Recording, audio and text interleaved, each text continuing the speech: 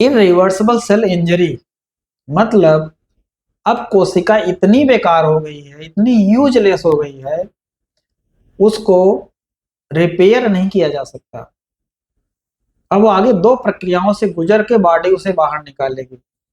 कौन सी दो प्रक्रियाएं हैं? एक है नेक्रोसिस, एक है एपोप्टोसिस। अगर नेचुरल हुआ है मामला, सेल डेथ तो लगातार हो रही है, क्योंकि मनुष्य का शरीर ये जाने के लिए ही बना है। जन्म से लेके मौत तक, मौत सिर्फ एक दिन में नहीं घटती है।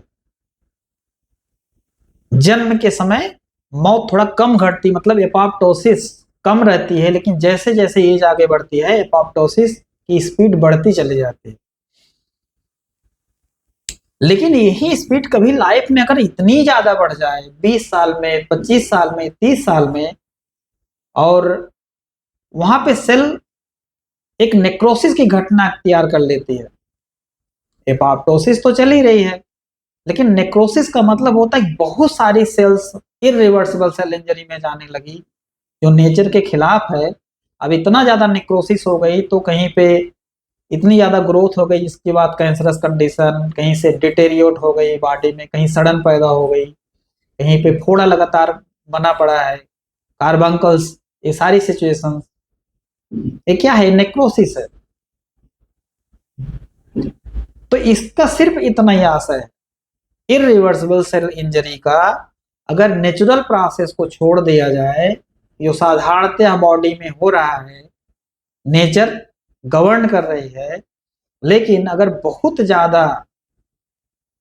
ज्यादा मात्रा में नेचर के खिलाफ इरिवर्सिबल सेल इंजरी हो रही है, तो इसका इतना ही मतलब नहीं है कि बॉडी में टॉक्सिक बढ़ गया है, क्योंकि अगर बॉडी में टॉक्सिक भी बढ़ रहा है तो उसके पीछे का रीजन जो है 99% पार्ट जो है आपकी साइकोलॉजी का होता है, आपकी सोच का होता है।